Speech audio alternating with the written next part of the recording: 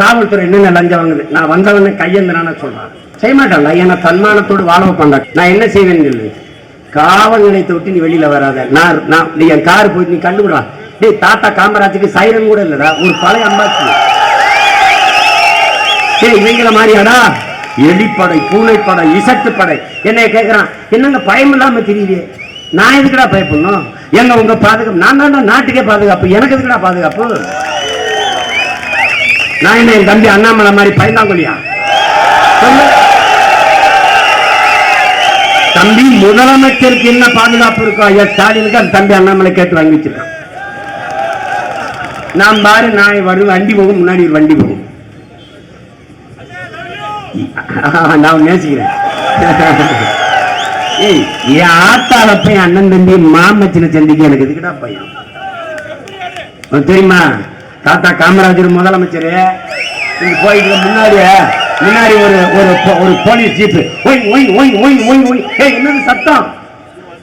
நிப்பாட்டு சொல்லு. என்னப்படி என்னது? நான் செத்தா போயிட்டு சந்திக்கு போயிட்டு இருக்க. இங்க வாப்பா. என்ன ஐயா பாதுகாப்பு? ஏன் நான் இங்க பாகிஸ்தான் போறேன், சொந்த ஊர்ல போயிட்டு தெண்ட செலவு பெட்ரோல் பிடிச்ச செலவு போய் வண்டி போய் போப்பா. அவன் தலைவன்டா, நாட்டுக்கு பயந்துருக்கு. பாரா, நான் ஆட்சிக்கு வந்தவன முதலமைச்சர் இப்பதான் வந்துட்டு போனாரு. வந்துட்டு போயிட்டாரா? என்ன இந்த தம்பி வந்துட்டு போயிட்டாரு. இந்த தெருவில் என் தங்கச்சி மொத்தையில கண்ணீர் வருங்க.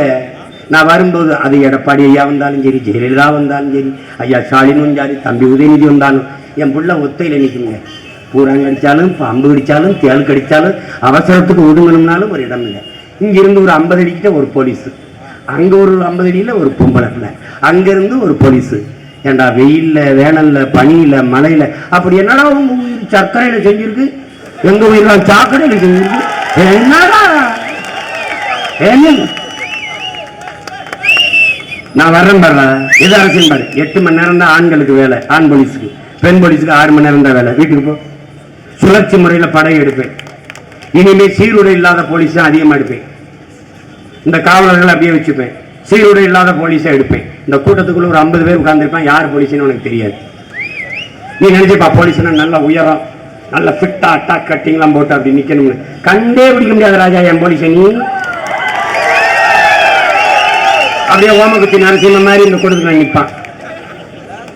இந்த இவ்வளவு உயரத்தில் ஒருத்தர் இருப்பான், பார்த்தா பாவம் போல ஒருத்தர் நிற்பான். நீ சேட்டை பண்ணி வச்சுங்க, கையை பிடிச்சி யாருங்க நீங்க வாங்குங்க வாங்க. அவ வந்த உடனே அவ ஒரு தகவலை கொடுத்துருவான். போய் வந்துடுவான். வண்டியில் உட்காருங்க போகலாம். அங்கே என்ன இந்த பொண்ணுகிட்ட அதை சீண்டிக்கிட்டு இருந்த செட்டையை பேர்த்து போடுவான். நீ போலீஸ்னே கண்டுபிடிக்க முடியாது. நீ மூக்க பிடிச்சுக்கிட்டு இங்க சாக்கடை இருக்கு, மூக்க பிடிச்சுக்கிட்டு மூடிக்கிட்டே போனீங்கன்னா 300 ஆண்டுகள் ஆனாலும் அது சாக்கடை தான். ஆனால் மூழ்கி எடுத்து சுத்தம் செய்பவன் யார் என்ற கேள்வி எழுப்பினா அது ஓ வேலை ஏ வேலை. அதே சாக்கடையை பூக்கடையாக மாற்ற முடியும் கற்றவர்கள், உண்மையானவர்கள், நேர்மையானவர்கள். அந்த அரசியல் செய்ய வந்துட்டா நீ என்ன செய்ய? கற்றவன் தான் மற்றவருக்கு வழிகாட்ட வேண்டும். ஆனால் கற்றவன் எல்லாம் எதுக்கு இந்த அரசியல் என்று விலகி நிற்பதால் கயவர்கள் அதை நிறுத்தி விடுகிறார்கள். இருக்கிறது சீன புரட்சியாளர் மாசத்தில் சொல்கிறான், உடன் பிறந்தார்களே வெற்றிடம் என்ற ஒண்ணே உலகத்தில் கிடையாது, காற்று நிரப்பி விடுங்கிறான். ஒரு அறை இருக்குன்னு வச்சுக்கோ, ஒரு அறை இருக்கு, அது ஒண்ணுமே இல்லை. ஒரு வீடு இருக்கு, ஒரு கட்டடம் ஒண்ணுமே இல்லை, ஆனால் காற்றை நிரப்பிடும்ன்றான். ஒரு குடம் இருக்கு, ஒரு பானை எதுவுமே இல்லை, ஆனால் காற்று இங்கே நிரப்பிடும். வெற்றிடம் என்பதே கிடையாது, காற்று நிரப்பிவிடும். கற்றவர்கள் நிரப்பாத இடத்தை கயவர்கள் நிரப்பி விடுவார்கள். இவ்வளவுதான். நீ நல்லவன் விலகி நின்றாய், கெட்டவன் இங்க வந்துட்டான். இப்ப கெட்டவன் வெளியே போகணும்னா நல்லவன் உள்ள வந்து அரசியல் செய்யணும். That's all your honour. நீ படிச்சவன் இந்த நாட்டில் ஒரு கேடுகட்ட அமைப்பு முறை இருக்கு. உடன் பிறந்தார்களே, நீதிபதி அரசியல் பேசக்கூடாது, ஆசிரியர்கள் அரசியல் பேசக்கூடாது, மருத்துவர்கள் அரசியல் பேசக்கூடாது, ஆசிரியர்கள் அரசியல் பேசக்கூடாது. ஆனா அடி முட்டாள்கள், நாட்டை ஆள்பவர்கள் அரசியல் பேசலாம். எப்படி இருக்கு? மாணவர்கள் ஆசிரியர் அரசியல் பேசக்கூடாது, ஆனால் மாணவர்கள் வரிசையில் இருந்து ஓட்டு போடலாம். எப்படி இருக்கு? இவங்க ஒரு அமைப்பு வச்சிருக்காங்க பாரு, 25 வயசானால் தான் தேர்தலில் போட்டியிட முடியும். ஆனா 21 வயசுலேயே ஒருத்தர் கலெக்டர் ஆகி தேர்தலை நடத்திட முடியும். எப்படிப்பட்ட அமைப்பு பார்த்துக்க. முட்டாப்பட ஒருத்தன் ஐஏஎஸ் ஆகி மாவட்ட ஆட்சியர் ஆகி கலெக்டர் ஆகி தேர்தலை கண்டக்ட் பண்ணிட முடியும், நடத்திட முடியும். அவனால தேர்தலை நடத்திட முடியும். ஆனால் 25 வயது வந்தால்தான் தேர்தலில் போட்டியிடுகிற தகுதி வருது. 20 வயதுல தேர்தலை நடத்துகிற தகுதி வந்துருது. இது ஒரு கேடு கட்ட கேவலம் கட்ட அமைப்பு. 18 வயசுல நீ ஓட்டு போடலாம், ஆனால் 25 வயசுல தான் போட்டி போடலாம். எப்படி இருக்கு? கற்றவர்கள் உள்ள வரக்கூடாது, மாணவர்கள் அரசியல் பேசக்கூடாது, ஆனா மாணவர்கள் ஓட்டு போடலாம். அரசியல் பேசணும்டா. எந்த தேநீர் விடுதலை தயவு செய்து இங்க அரசியல் பேசாதீர்கள் என்று எழுதியிருக்கோ அங்க போய் தயவு செய்து தேநீர் குடிக்காத. இங்கே அரசியல் பேசுங்கள் என்று எழுதியிருக்காங்க. நம்ம போய் தேநீர் குடி. அரசியல் இல்லாம ஒண்ணுமே இல்லை என் உடன் பிறந்தார்களே. அரசியல் என்பது அறிவியல், புவியியல், அது போல இயற்பியல், உயிரியல் போல அரசியல் ஒரு வாழ்வியல். அதை கத்துக்க. உன் பிறப்பில் இருந்து இறப்பு வரை ஒவ்வொன்றையும் தீர்மானிப்பது அரசியல். அரிசி 1 கிலோ 100 ரூபாய், பருப்பு 1 கிலோ 25 ரூபாய், தக்காளி 200 ரூபாய், வெங்காயம் 150 ரூபாய், எண்ணெய் 15 ரூபாய். இதையெல்லாம் தீர்மானிப்பது அரசியல். நீ தனிதினமும் வணங்குறிய கோயில் 5 வேளை பூஜை தீர்மானிக்கிறது அரசு, அறநிலைத்துறை. இந்த கோயில் அன்னதானம் அதை தீர்மானிப்பது அவன் தான். இப்ப எல்லாவற்றையும் தீர்மானிப்பது அரசு. பிறந்துட்டா பிறப்பு சான்றிதழ் அரசு, இறந்துட்டா இறப்பு சான்றிதழ் அரசு, பிறப்பில் இருந்து இறப்பு வரை அனைத்தையும் தீர்மானிப்பது அரசு. அந்த அரசை தீர்மானிப்பது அரசியல். நல்லா கவனிச்சுக்க. அப்ப உன் வாழ்க்கையில் முதலில் இருந்து முடிவு வரை எல்லாவற்றையும் அரசு தீர்மானிக்கிறது. அரசை அரசியல் தீர்மானிக்கிறது. அந்த அரசியலை நீ தீர்மானிக்காமல் வேறு யார் தீர்மானிப்பது என்பது புரியும். ஒரு எளிய உதாரணம், எனது மூச்சு காற்றை நான் தான் சுவாசிக்கணும். எனக்காக நீ சுவாசித்து நான் உயிர் வாழ முடியாது. என் உணவை நீ உண்டால் எனக்கு பசி தீராது. என் உணவை நான் தான் எடுத்து உண்ணணும். என் மூச்சு காற்றை நான் தான் சுவாசிக்கணும். எனக்கான அரசியலை நான் தான் செய்யணும்.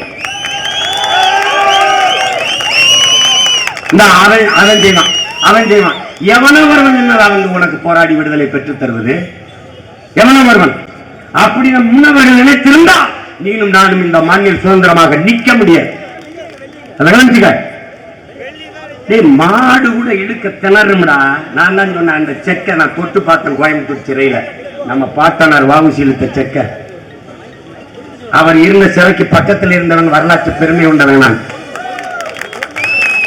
அவர் கப்பல் ஓட்டிய தமிழன். வாவு சிதம்பரனார் இருந்த சிறை அறை, அதுக்கு பக்கத்தில் நாங்க இருந்த 45 நாள். எப்படி பேரன் இந்திய நாட்டு விடுதலைக்கு, நீங்க பார்த்த இந்திய நாட்டு விடுதலைக்கு, பேரன் தமிழ்நாட்டு விடுதலைக்கு. ஆனா 2 பேரும் நோக்கம் ஒண்ணுதான், என் இனத்தின் விடுதலை. மாடு இழுக்க திணறுமிட அந்த செக்க ஒற்றை மனிதன் இந்த மண்ணில் விடுதலைக்கு இழுத்தான்னா நீ நினைச்சு பாரு. அங்க எழுதி வச்சிருக்கு. எங்க பாட்டிக்கு கேட்டேன், மதிக்கிட்ட, அது என்ன என் பாட்டிய இந்திய ராணின்னு போட்டிருக்க? இந்திய ராணியா? எங்க அப்பத்தா காலத்துல ஏழடா இந்தியா? என் பாட்டை பிடிச்ச அலங்குத்துக்கு காலத்துல ஏழடா இந்தியாவா? இந்தியா உன் பாரத மாதா புடுங்கின மாதா இருக்காண்டா. இது ஏன் நாடா? எங்களை எல்லாம் போர்க்கடித்து விட்ட பிறகு வெள்ளைக்காரன் கட்டிய எல்லா பாளையங்களையும் சமஸ்தானங்களையும் ஒன்றிணைத்து உருவாக்கிய நிலப்பரப்பு இந்தியான்னு பேர் வச்சான். என் பாட்டி இருக்கும்போது தமிழ்நாடு, என் பாட்டம் பூலித்தவன் அழகுமுத்துக்கோன் சுந்தரலிங்களார் இருக்கும்போது தமிழ்நாடு, தமிழர் தாயக விடுதலை. அன்னைக்கு இந்தியா. அங்கே பாரத மாதாக்கு ஜெயலலிதா என் பாட்டி பாயல வெற்றிவேல் வீரர் அப்படிதான் பாங்க. அதாவது மீட்டு நான் உன்னை ரொம்ப நேசிக்கிறேன். அன்பை கூட தாய்மொழியில் பரிமாற தெரியாத இனம் வாழாது.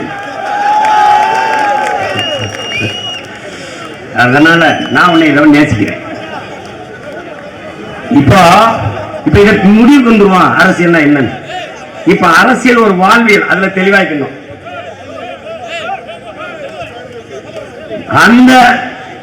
அந்த அடிப்படையில் இங்க அரசியல் நடக்குதா? இங்க என்ன நடக்குது? அரசியல்ங்கிறது என்ன? பெருந்தலைவர் காமராஜர் பத்திரிகையாளர் கேட்கிறாங்க நம்ம தாத்தாட்ட போய், ஐயா ஐயா ஐயா அரசியல் இல்லையா? அவரு அதாவது இங்க பாருங்க, சன தண்ணி வரலன்னு குடத்தை வச்சு அங்க போராடிக்கிட்டு இருக்கு. நான் என்னன்னு கேட்க போய்கிட்டு இருக்கேன். இவ்வளவுதான் அரசியல்.